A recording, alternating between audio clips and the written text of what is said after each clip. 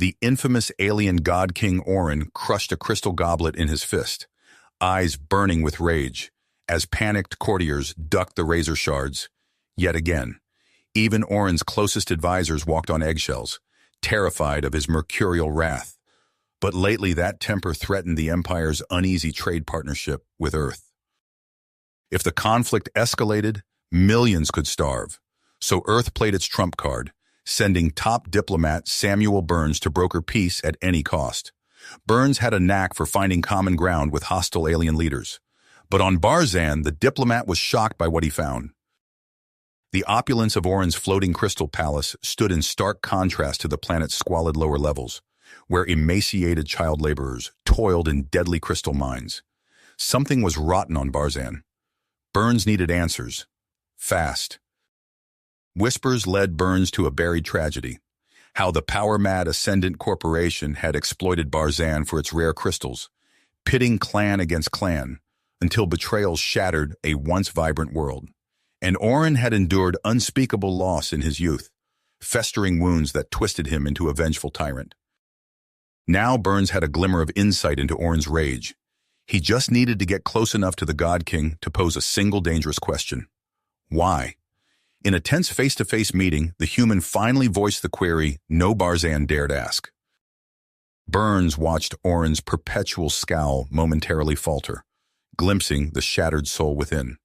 But with Earth starships looming and Barzan factories churning, there was little time for sympathy.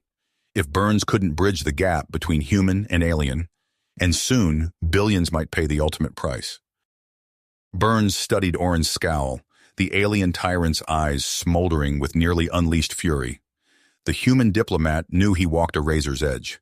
One wrong word could shatter this fragile moment, unleashing the God King's legendary wrath. But he had to try. "Your people suffer, sire," Burns said softly. "I've seen the misery in the lower levels, the starving children, the crystal mines that swallow lives. This cannot continue." Orin's clawed fist tightened, his tone acid. "You dare lecture me, Earther? What do you know of suffering?" Burns met the alien's glare unflinchingly. "More than you think. My world has also known great pain. Pain inflicted by the powerful upon the powerless. By men like Zorak and Damian Blackwood." At the mention of his chief advisor, Orin stiffened. "Zorak has served me well, and this Blackwood is just a trading partner."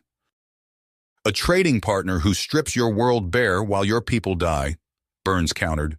He withdrew a data chip, holding it out to Orin. "The truth is here, sire, if you have the courage to face it." Orin hesitated, suspicion warring with curiosity in his ruby eyes. Then with a growl, he snatched the chip from Burns's hand. As the God King plugged the chip into a viewer, Burns watched his expression shift from anger to shock to simmering rage. The chip contained terabytes of data, financial records showing the staggering profits GRI reaped from Barzan Crystal, while providing only a pittance in return. Communications between Zorak and Blackwood, plotting to keep Orin distracted and ignorant, and footage from hidden cameras in the mines, revealing the horrific conditions and casualty rates among the laborers.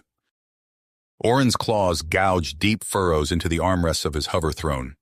"Zorak, all this time, he has been using you," Burns finished grimly, "feeding your anger, stoking the flames of conflict, keeping you focused on the wrong enemy, while he and Blackwood bleed Barzan dry." The God King's shoulders slumped, a tsunami of emotions crashing across his alien features. Burns saw pain there, and sorrow, and a helpless rage that had nowhere to go. In that moment, he glimpsed the scared, traumatized boy Orin had once been, before the world twisted him into a tyrant. "The mines. I didn't know it was so bad," Orin muttered almost to himself. I wanted Barzan to be strong." "There is no strength in a foundation of suffering," Burns said quietly. "But there is still a chance to make this right, for your people, for the memory of all you have lost." He took a step forward, ignoring the warning rumbles of Orin's guards. "I've seen what Earth and other worlds have done, sire. The terraforming projects, the resource distribution initiatives. A different path is possible, if you have the courage to walk it, to be the leader Barzan needs." For a long, tense moment, Orin was silent. Burns could almost see the scales warring behind the God King's eyes, the pull of old rage and pain against the tentative promise of a new way. "Tell me more of these initiatives," Orin said at last, voice rough. "I would hear what Earth has done." And so Burns talked, spinning stories of barren worlds made green, of poverty and hunger slowly beaten back. He spoke of the eternal struggle to balance progress and compassion, profit and morality. Most of all, he spoke of hope, fragile yet persistent, the one light that could guide them through the darkness. Orin listened, ruby eyes growing thoughtful. For the first time in decades, the shadow of the past seemed to lift from his shoulders, just a fraction. It was a start. But in the glittering halls of the palace, Zorak watched the human and the God King confer, his own eyes hard as diamond. He had not clawed his way to power to watch it slip through his fingers now. Let them talk of reform and initiatives.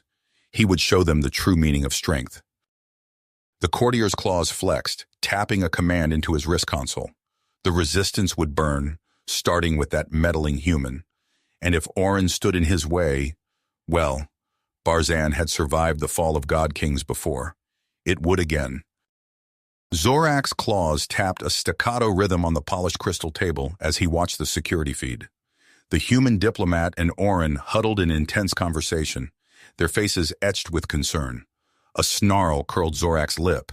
This alliance threatened everything he had built. He keyed his communicator. "Ryger, accelerate the timetable. Burns must not leave the palace alive." In the corridors below, Dax Ryger nodded grimly. The mercenary commander's augmented eye glowed red as he relayed orders to his team. "Ghost, take position. Wait for my signal." As Burns and Orin emerged from their meeting, a shadow detached itself from the ornate architecture. Ghost, a lithe figure in adaptive camouflage, raised a needle-thin rifle. The crosshairs settled on Burns's head. But Orin's enhanced senses detected the threat. He shoved Burns aside as a whisper-quiet shot shattered the crystal floor where the diplomat had stood. Chaos erupted. Palace guards swarmed the area as Burns and Orin sprinted for cover. "This way," Orin growled, yanking Burns through a hidden passage. They emerged in a lower level of the palace, alarms blaring. Burns's heart raced. "We need to get this evidence off-world now. Can you—" A thunderous explosion cut him off. The palace shook as GRI mercenaries breached the outer defenses. Smoke filled the air, acrid and choking. "Follow me," Orin commanded. They ducked through maintenance tunnels, evading patrols until they reached a secret hangar. A sleek shuttle waited, its engines already warming. As they prepared for launch, Burns's communicator chirped. He answered to find Ethan Harding's worried face. "Sam, thank God. The situation's deteriorating fast. I've got a secure channel ready for data transfer." Burns nodded grimly. "Uploading now. Get this to Ambassador Sci. The UEC needs to see what's happening here." The shuttle rocketed into Barzan's turbulent atmosphere, but they weren't alone. GRI fighters screamed in pursuit, weapons blazing. Orin's piloting skills were put to the test as they wove through the planet's crystal spires. "There!" Burns pointed to a gap in the orbital defense grid. They slipped through, leaving their pursuers behind. But as Barzan receded, Burns couldn't shake the image of the suffering he'd witnessed. The emaciated faces of child laborers haunted him. On the shuttle's view screen, footage from hidden cameras played. Ryger's mercenaries opened fire on unarmed Barzan villagers. Bodies fell. Blood stained the crystalline soil. Burns clenched his fists, bile rising in his throat. Orin's ruby eyes blazed with fury. "My people! I allowed this to happen." Burns placed a hand on the alien's shoulder. "No, Zorak and GRI are responsible, but we can still make this right." As they plotted a course to rendezvous with Harding, neither man noticed the tracking device blinking silently in the shuttle's cargo hold. Ghost crouched in the shadows of a GRI stealth ship, watching the signal. The hunt wasn't over yet. Back on Earth, Ambassador Sahi strode into the UEC chambers, datapad clutched tightly. The evidence from Burns had to be enough to sway the council, but as she looked at the assembled diplomats, she saw the predatory gleam in the eyes of GRI's allies.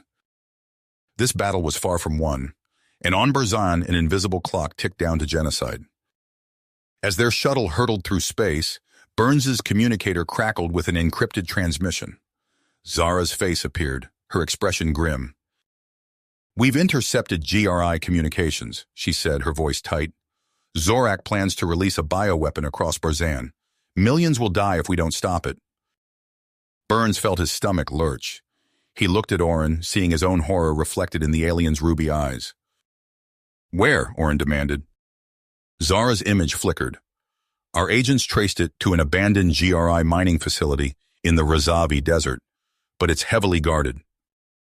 Burns' mind raced.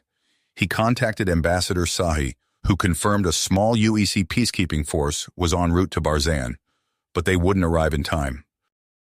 "We have to hit that facility ourselves," Burns said, his face hardened. Oren nodded, clawed fingers tightening on the shuttle controls. "I know a place we can gather allies and supplies." Hours later, Burns found himself crouched behind a twisted hunk of metal, plasma bolts sizzling overhead. The assault on the facility's entrance had devolved into a brutal firefight. Ryger's mercenaries held the high ground, raining death from fortified positions. Burns hefted an alien weapon, its weight unfamiliar in his hands. He popped up, squeezing off a burst that sent a mercenary tumbling from his perch. To his left, Zara moved like liquid shadow, her own weapon spitting silent death. Oren bellowed a war cry, leading a charge that finally breached the facility's massive doors. As they pushed inside, Burns marveled at how quickly alliances could shift. The God King now fought alongside the very resistance he'd once sought to crush. "We split up here," Oren growled. "Cover more ground." Burns nodded, trying to ignore the dread coiling in his gut. He and Zara took the left corridor, Oren the right. The facility's stark metal walls seemed to close in around them as they delved deeper. A whisper of movement was their only warning. Ghost materialized from the shadows, her needle rifle already aimed. Burns tackled Zara as the shot whined past. They scrambled for cover, returning fire. Ghost was a blur, always one step ahead. Burns's heart hammered as he realized they were being herded. Another silent shot grazed his arm, leaving a line of fire. They burst into a vast chamber filled with humming machinery. Ghost had them pinned down behind a bank of consoles. Burns met Zara's eyes, saw the same desperate calculation there. "Cover me," he whispered. Before she could object, Burns vaulted over their cover. He sprinted in a wild zigzag pattern, drawing Ghost fire. The elite sniper's shots came closer with each passing second. But Burns had counted on Ghost's focus. He skidded to a halt, pivoting to face her. In that instant of surprise, Zara's shot found its mark. Ghost's rifle clattered to the floor as Burns tackled her, wrestling her to the ground. As he snapped restraints around Ghost's wrists, Burns's breath caught. The face beneath the mask was hauntingly familiar. Before he could process the implications, alarms blared throughout the facility. Oren's voice boomed over the intercom. "Burns, I've secured the virus. We need to move." They regrouped at the entrance, Ghost in tow. Oren's eyes widened at the sight of their captive, but there was no time for explanations. They sprinted for their shuttle as the facility erupted into flames behind them. Once safely in orbit, Burns turned to Oren. "There's something you need to see." He reached for Ghost's mask, but hesitated. This is going to be a shock." Oren's brow furrowed. "What do you mean?" Burns steeled himself and removed the mask. Oren stumbled back, his face a mask of disbelief. "Talia?" he whispered. Ghost, Talia, met his gaze defiantly. "Hello, brother." Burns watched emotions war across Oren's features. The revelation of his sister's survival, her role as their enemy, reopened old wounds. But as Oren stared at Talia, Burns saw a flicker of something he'd never expected to see in the God King's eyes. Hope. Hope. The revelation of Talia's survival and her role as Ghost sent shockwaves through the small group aboard the shuttle. Burns watched as Oren struggled to process this new reality, his clawed hands clenching and unclenching. "How?" Oren's voice was barely above a whisper. "I saw you fall." Talia's eyes hardened. You saw what Zorak wanted you to see. He saved me, remade me, used me as his perfect weapon. Before Oren could respond, the shuttle's comm system crackled to life. Ethan Harding's face appeared on the screen, his expression grim. We've got a problem, he said without preamble. Blackwood's not giving up. He's hired a team of mercenaries led by Colonel Wrecker. Their mission? Assassinate Oren before his reforms can take root. Burns felt his stomach drop. They'd barely escaped one threat, only to face another. He glanced at Talia, seeing the conflict in her eyes. How do you know this? He asked. Talia met his gaze. Because I was supposed to be part of that team, before I decided I couldn't do it anymore. Oren growled, but Burns held up a hand. We need to focus. Oren, we have to get you to safety. The God King's eyes flashed. No, I will not hide while my people suffer. I must address them, show them the path forward.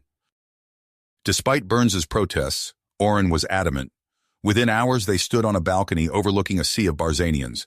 As Oren began to speak of change and hope, Burns scanned the crowd, every muscle tense. The shot came from nowhere. Burns tackled Oren as the crystal railing exploded where the God King had stood moments before. Chaos erupted as Wrecker's team struck. Move! Burns shouted, half-dragging Oren through the palace corridors. Plasma bolts sizzled past them, leaving scorch marks on ornate walls. They burst into a courtyard, cornered. Burns raised his weapon, preparing for a last stand. But before Wrecker's mercenaries could close in, a sleek ship descended from the sky. Its ramp lowered, revealing Zara and a cadre of resistance fighters. Come on! She yelled over the roar of engines. They scrambled aboard as return fire peppered the ship's hull. Burns felt the familiar lurch of acceleration as they rocketed away from the city. Where are we going? He asked, catching his breath. Zara's eyes were hard. The only place they won't follow, the Razavi Desert. As the ship streaked over Barzan's crystalline landscape, Burns watched it give way to twisted volcanic terrain. They touched down near a network of caves, the air shimmering with heat. We can't hide forever, Oren growled as they set up a makeshift base. We need weapons, supplies. Zara nodded. I know a place, a GRI weapons depot, not far from here. Burns raised an eyebrow. That sounds like suicide. Maybe, Zara admitted, but it's our only chance. The raid was a blur of plasma fire and explosions. Burns found himself shoulder to shoulder with former enemies, fighting for a common cause. When the dust settled, they'd secured a cache of advanced weaponry that evened the odds against Wrecker's forces. But the victory was short-lived. As they prepared to move out, a proximity alarm blared. Wrecker had found them. Incoming! Zara shouted as the first volley of missiles streaked toward their position. The battle for Barzan's future had begun in earnest. Burns dove for cover, the acrid smell of ozone filling his nostrils as energy weapons discharged all around him. He caught glimpses of Oren, eyes blazing, rallying his troops with a ferocity that both inspired and terrified. As the firefight intensified, Burns realized this was more than just a skirmish. It was the opening salvo in a campaign that would determine the fate of an entire world. Planet. Burns gritted his teeth, preparing for a grueling fight. Suddenly, the sky erupted with light. Massive ships descended through the atmosphere, their hulls gleaming in the harsh desert sun. Burns squinted, his heart leaping as he recognized the insignia of Admiral Pierce's fleet. Reinforcements! Zara shouted, her voice barely audible over the chaos. The tide of battle shifted instantly. Wrecker's mercenaries scattered as precision strikes from Pierce's ships obliterated their heavy artillery. Burns watched in awe as UEC dropships disgorged platoons of heavily armed Marines, their powered armor gleaming as they joined the fray. Oren seized the moment. Now! He roared, leading a charge that shattered the enemy's lines. Burns found himself swept up in the advance, plasma rifles spitting fire as they pushed towards the heart of Zadern. The city's crystalline spires loomed ahead, their once pristine surfaces scarred by battle. As they fought street by street, Burns caught glimpses of the suffering inflicted by GRI's occupation. Emaciated civilians peered from windows, hope dawning in their eyes as they saw Orin fighting alongside the liberators. "Alex," Zara's urgent voice crackled over his comm. "We've detected a massive energy signature in the central plaza. It's—" "A neutron bomb," Burns finished grimly, his mind racing. "I'm on it." He sprinted through the war-torn streets, dodging pockets of resistance. The plaza loomed ahead, dominated by a towering statue of Zorak. At its base, a squat device pulsed with ominous energy. Burns skidded to a halt before it, his hands hovering over its intricate controls. Sweat beaded on his forehead as he examined the devilishly complex circuitry. One wrong move and the entire city would be vaporized. With steady hands and laser focus, Burns began the delicate process of disarming the weapon. Each severed connection sent a jolt of adrenaline through his system. As the final wire came free, the bomb's menacing hum faded to silence. Burns exhaled shakily, allowing himself a moment of relief before the sounds of battle dragged him back to reality. He rejoined the fight, pushing towards the government district where Wrecker had established his command center. They burst into the opulent chambers to find them empty. A distant roar drew Burns to the window. He watched as Wrecker's shuttle streaked towards orbit, only to be snared by the tractor beam of Pierce's flagship. Hours later, Burns stood beside Orin as the God King addressed his people. The square below was packed with Barzanians, their faces a mix of hope and wariness. "Today marks a new beginning," Orin declared, his voice carrying across the crowd. "No longer will Barzan be ruled by fear and oppression. Together, we will build a just and democratic society." As the crowd erupted in cheers, Burns felt a weight lift from his shoulders. But even as he basked in the moment of victory, a nagging doubt tugged at the back of his mind. Blackwood's swift capitulation felt off, as if it were merely one move in a larger game. Burns' communicator chirped, displaying a message from Earth. His eyes widened as he read the details of his new assignment. Whatever shadowy forces lurked behind Blackwood's schemes, Burns knew his work was just getting started. Beginning. Whatever shadowy forces lurked behind Blackwood's schemes, Burns knew his work was far from finished. The journey back to Earth passed in a blur of debriefings and strategy sessions. As their ship docked at UEC headquarters, Burns steeled himself for the inevitable media circus. Flashes of light assaulted his vision as he stepped onto the landing pad, reporters clamoring for a statement from the hero of Barzan. Burns pushed through the crowd, his fists tight. The adulation felt hollow, knowing what he did about the true scope of the threat they faced. Admiral Pierce's office was a sanctuary of quiet efficiency. The grizzled officer nodded as Burns entered, gesturing for him to sit. "Congratulations on your success, Captain," Pierce said, his tone grave. "But I'm afraid we don't have time to rest on our laurels." Burns leaned forward. "What have you learned?" Pierce activated a holographic display, filling the air with a web of financial transactions and shadowy connections. "We've uncovered evidence of a syndicate called Black Nebula. They're pulling strings across multiple star systems, Alex. Blackwood was just a pawn in their game." A chill ran down Burns's spine as he absorbed the implications. "What's our move?" "Infiltration," Pierce said, his eyes hard. "We need someone on the inside, someone who can identify the key players." Burns nodded, understanding dawning. "You want me to go undercover?" "You're the best man for the job, Alex. Your exploits on Barzan have given you a reputation that Black Nebula might find useful." As Burns left the Admiral's office, his mind raced with the details of his new mission. He'd need backup, someone with the skills to navigate the criminal underworld. His thoughts turned to Talia, Orin's sister and former elite assassin. Her lethal abilities could prove invaluable in the world he was about to enter. Days later, Burns stood in the hangar bay of a nondescript freighter, his new identity as a disillusioned mercenary, settling uncomfortably on his shoulders. Talia materialized from the shadows, her eyes glittering with barely suppressed excitement. "Ready to raise some hell?" she asked, a predatory grin spreading across her face. Burns nodded, trying to ignore the unease her enthusiasm stirred in him. "Remember, we're here to gather intel, not start a war." Their first stop was Craxus the Foyers, a mining world on the fringes of civilized space. The spaceport was a hive of activity, ships of dubious origin loading and unloading cargo, under the watchful eyes of armed guards. Burns affected a swagger as he strode into a seedy cantina, Talia a silent shadow at his back. He locked eyes with a scarred Hrakian nursing a drink in the corner, their black nebula contact. "I hear you're looking for talent," Burns said, sliding into the booth across from the alien. The Hrakian's mandibles clicked. "Depends on the talent. What makes you think you're worthy of Black Nebula?" Burns leaned back, a cocky grin masking his inner tension. "How about we show you?" The next hours were a blur of simulated combat scenarios and high-stakes challenges. Burns pushed himself to the limit, acutely aware of the watching eyes evaluating his every move.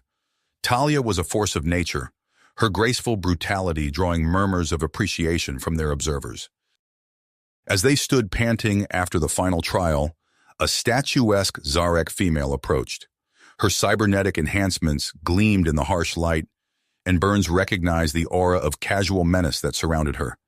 This could only be Malara Kelnar, Black Nebula's infamous security chief. Malara's augmented eyes swept over them, calculation evident in her gaze. "Impressive," she purred. "Perhaps you two might be of use to us after all."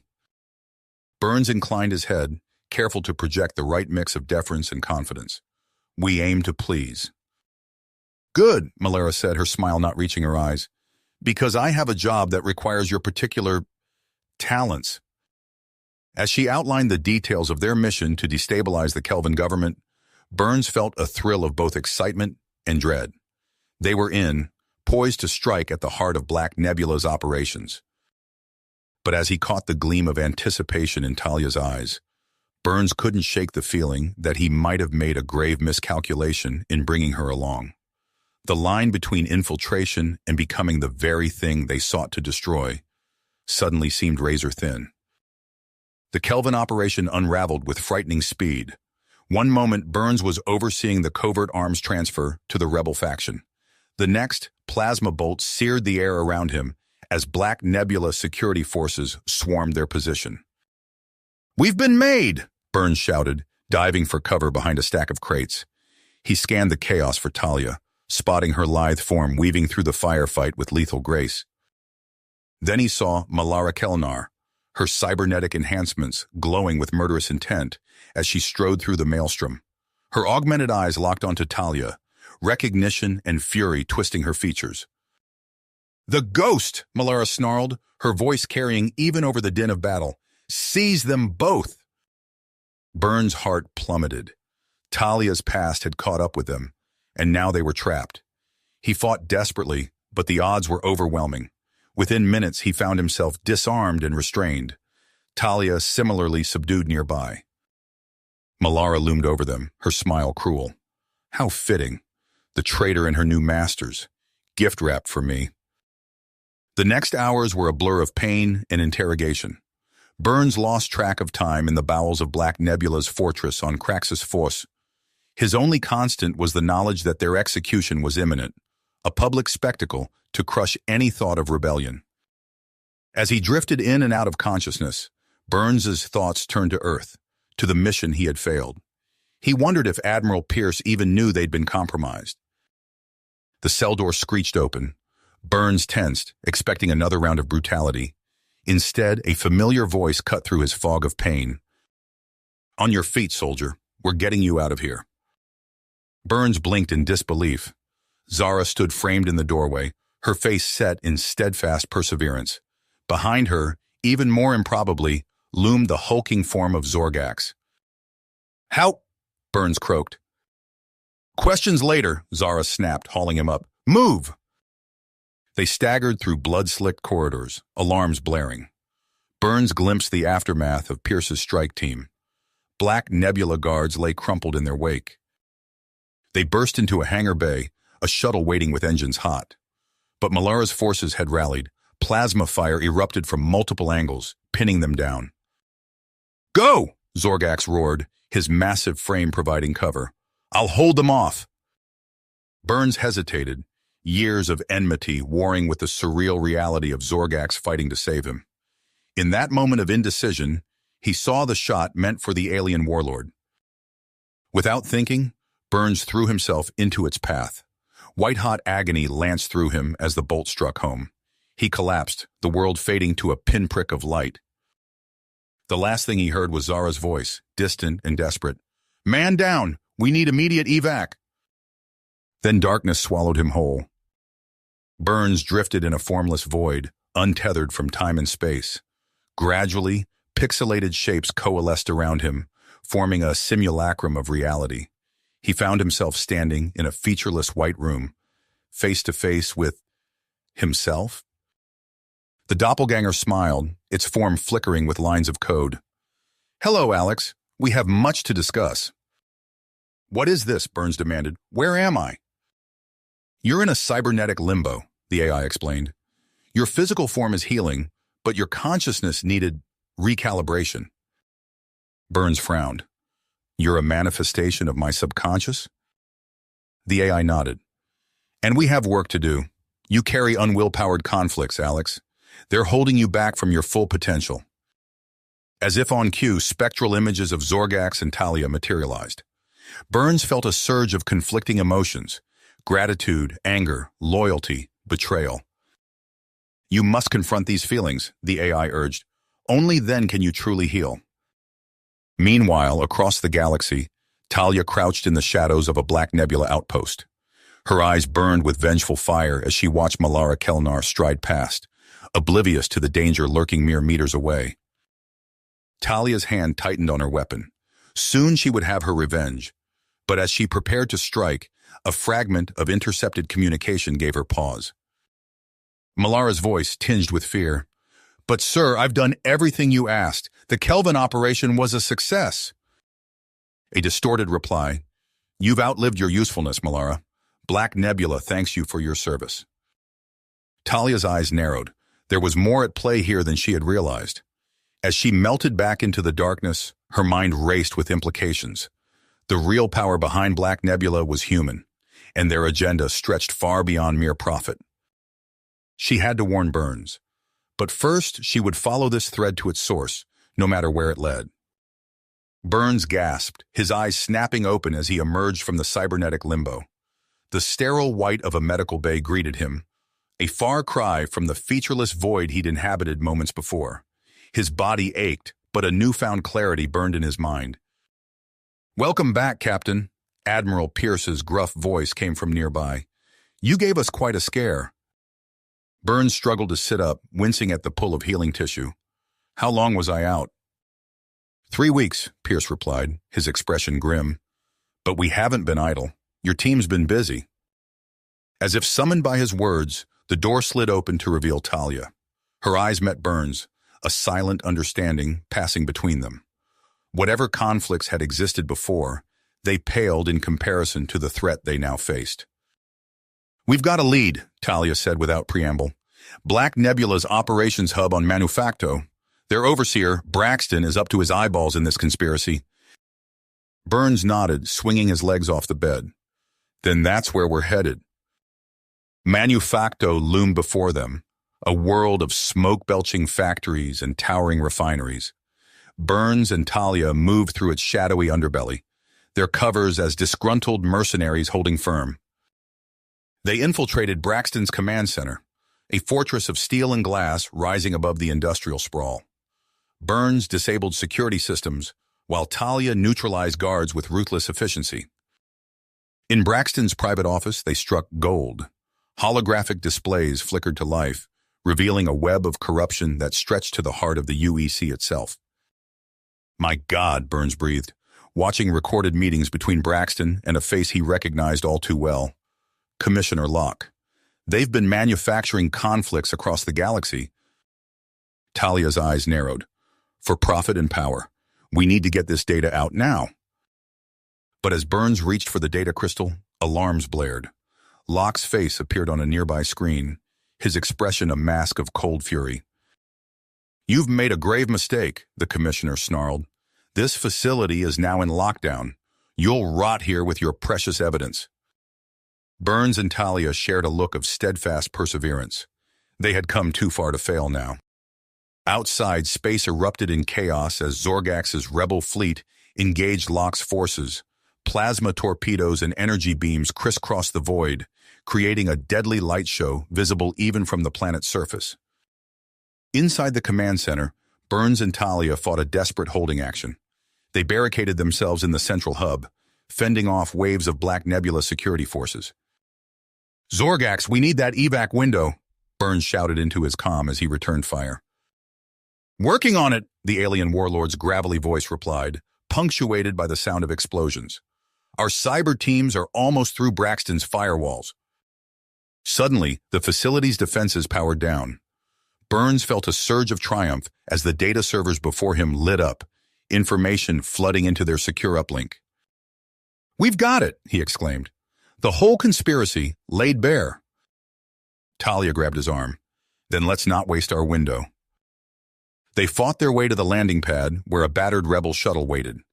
As they lifted off, Burns watched Manufacto recede, knowing the information they carried would shake the very foundations of the UEC. Back on Earth, the truth spread like wildfire. Public outrage mounted as the full extent of Locke's treachery became clear. Burns stood before the UEC Council, delivering damning testimony that exposed Black Nebula's true purpose. But even as justice seemed within reach, alarms blared throughout UEC headquarters. Locke had escaped custody, fleeing with a cadre of like-minded extremists determined to see their xenophobic agenda through to its bitter end. Burns raced to the command center, where Admiral Pierce was already coordinating a response. "He's headed for the Epsilon wormhole nexus," Pierce said, gesturing to a tactical display. "If Locke gains control of that choke point, we'd be looking at full-scale interstellar war," Burns finished, his mind focused. "We can't let that happen." As warships mobilized and diplomats scrambled, Burns knew the true test still lay ahead. The fate of human-alien relations hung in the balance, and he would be at the forefront of the coming storm. The dust settled, but Alex Burns found no peace. Accolades and commendations felt hollow in the wake of the conspiracy they'd unraveled. Each night he startled awake, phantom plasma bolts searing his dreams. Months passed. Burns wandered the corridors of UEC headquarters like a ghost, going through the motions. The reforms he'd fought for took shape around him, but a gnawing emptiness persisted. One crisp autumn morning, he made his decision. Without fanfare or goodbye, Burns boarded a freighter bound for the Outer Rim. His destination, the barren world of Barzan. The desert plains stretched endlessly, red sand whipping against Burns's weathered flight suit. He'd found an abandoned survey outpost, its domed structure offering shelter from the relentless twin suns. Days blurred together as he lost himself in the desolate beauty of the landscape. On the 17th day, or was it the 70th, a familiar silhouette appeared on the horizon. As it drew closer, Burns recognized the hulking form of Zorgax. The alien warlord's once resplendent armor was scuffed and battle-worn, his bearing more somber than Burns remembered. "I thought I might find you here," Zorgax rumbled, ducking to enter the dome. Burns said nothing, merely gesturing to a battered crate that served as a chair. Zorgax settled his massive frame, cybernetic joints whirring softly. "You look like shit," Burns finally offered, a ghost of a smile playing at his lips. Zorgax's mandibles clicked in what might have been a chuckle. "As do you, human." Silence stretched between them, heavy with unspoken truths. Burns poured 2 measures of Barzani fire whiskey, sliding one across the makeshift table. "To victory," he said, raising his glass. Zorgax's eyes flickered. "Is that what we won?" The question hung in the air, sharp as a blade. Burns knocked back his drink, wincing at the burn. "I keep seeing their faces," he admitted, voice barely above a whisper. "The Black Nebula operatives, the civilians caught in the crossfire, even Locke." Zorgax nodded slowly. "The weight of lives taken never lessens." "How do you bear it?" Burns asked, studying the alien's craggy features. "After all you've done?" A low growl emanated from Zorgax's throat. "You assume I do bear it, human. There are nights when the rage threatens to consume me still. The darkness that made me a tyrant, it lingers." Burns leaned forward, struck by the raw vulnerability in the alien's admission. "I thought I knew what we were fighting for," he said. "But now, I'm not sure I recognize the galaxy we've shaped. Zorgax reached into a compartment in his armor, withdrawing an object wrapped in iridescent cloth. He placed it reverently on the table, unfolding the fabric to reveal an ornate blade. Its edge gleamed wickedly in the dim light, runes etched along its surface seeming to pulse with an inner fire. This, Zorgax intoned, is the Karath. For millennia, it has been passed down through the line of God Kings. It represents both our greatest triumphs and our deepest shame. Burns' eyes widened as Zorgax pushed the weapon towards him. Take it, the alien said, and with it, accept a solemn charge. We have seen the rot that festers in the shadows of this new era. It falls to us to excise it. What are you proposing? Burns asked, hand hovering above the blade's hilt. Zorgax's eyes blazed with newfound purpose. A fellowship of the disillusioned, warriors and diplomats who will safeguard what we've built, by any means necessary. Burns' fingers closed around the Karath. Its weight felt right in his hand, as if it had been waiting for him all along. Where do we start? He asked. Zorgax's mandibles clicked in what might have been a grim smile. With one who walks the knife's edge between sanity and chaos. Your old friend, Talia. The prison complex loomed before them, a monolithic slab of duracrete and energy fields. Burns strode through security checkpoints, the Karath concealed beneath his coat. Each step brought him closer to a confrontation he both dreaded and craved. The cell door hissed open. Talia crouched in the corner, her once sleek form gaunt and feral. As Burns entered, her head snapped up, eyes wild with a desperate hunger. Alex, she rasped, disbelief etched across her features. He took a step forward, hand outstretched. I'm here to... Talia exploded into motion, crossing the cell in a blur. Before Burns could react, she had him pinned, the Karath somehow in her grasp and pressed against his throat. Time seemed to slow as their eyes met. Burns saw the maelstrom of emotions warring behind Talia's gaze. Recognition, betrayal, a flicker of their shared history. The blade's edge hovered, a heartbeat from ending it all. Burns didn't flinch, didn't struggle. He simply held Talia's gaze, silently willing her to see the truth of why he'd come. Talia's hand trembled. The Karath clattered to the floor. Burns exhaled slowly, acutely aware of how close he'd come to death. But as he looked at Talia's broken form, he knew this was only the beginning. The real work, the painful, necessary work of forging a new path, lay ahead. He retrieved the blade, its weight a reminder of the burden he now carried. Whatever came next, Burns knew there would be no going back. You have reached the end of the story. If you enjoyed this story and want to support us, please leave a like and subscribe to our channel, and for every comment that says 88, I will heart every single one of them. Thank you for your time.